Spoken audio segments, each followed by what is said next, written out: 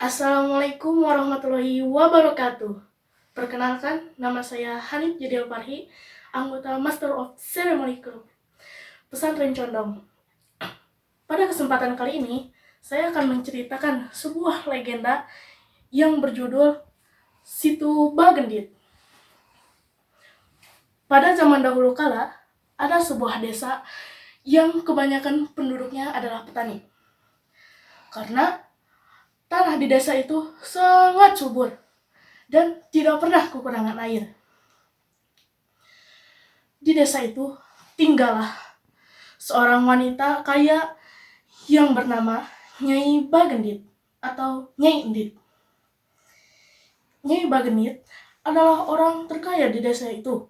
Rumah yang mewah, lumbung padi yang luas. Dan ia membelinya dari seluruh petani di desa itu. Nyai Bagendit mendapatkan warisan hartanya dari almarhum suaminya yang telah meninggal. Sayangnya, ia tidak dikaruniai anak. Sehingga ia takut jatuh miskin. Ia menjadi sombong kepada orang lain. Dan Nyai Bagendit juga sering memamerkan hartanya di depan warga desanya. Nyai Bagendit dikenal sebagai wanita yang sombong dan kejam. Apabila ada yang meminjam uang kepada Nyai Bagendit, ia akan memberikan bunga yang tinggi.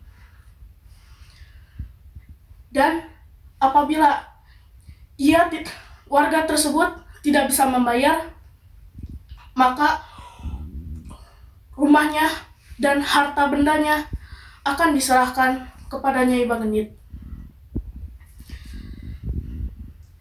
Ia jarang menggunakan orang suruhan yang kejam bertindak kasar. Suatu hari, Nyai Bagendit tengah asik di halaman menghitung hartanya, uang dan emas. Tak lama kemudian, datang pengemis tua meminta kepada Nyai Bagendit segelas air karena ia kehausan setelah menempuh perjalanan yang sangat jauh. Ia tidak peduli dan memarahi pengemis itu dengan bahasa yang kasar. Nyai Bagendit juga mengusir pengemis tua itu dari halaman rumahnya. Setelah diperlakukan tidak mengenakan, kakek tua itu menancapkan dan mengingat wanita kaya itu mengenai pelajaran yang akan diterimanya. Hal itu Nyai Bagendit pun tidak menghiraukan kakek tersebut dan meninggalkannya dan mengejek dengan tertawa. Kemudian kakek tersebut pun mencabut tongkatnya di halaman rumah Nyai Bagendit, kemudian memancarkan air yang deras. Ia pun masuk dan tak peduli dengan kakek itu. Tetapi warga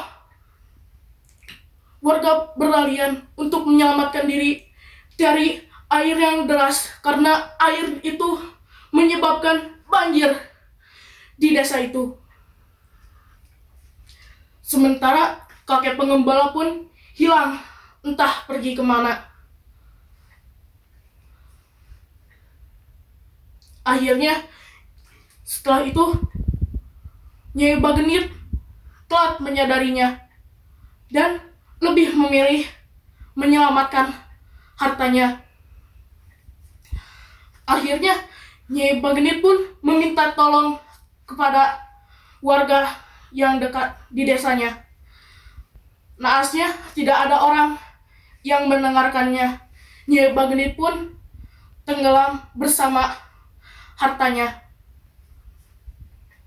Akhirnya terbentuklah sebuah danau Kemudian danau itu dikenal dan diberi nama Situ Bagendit.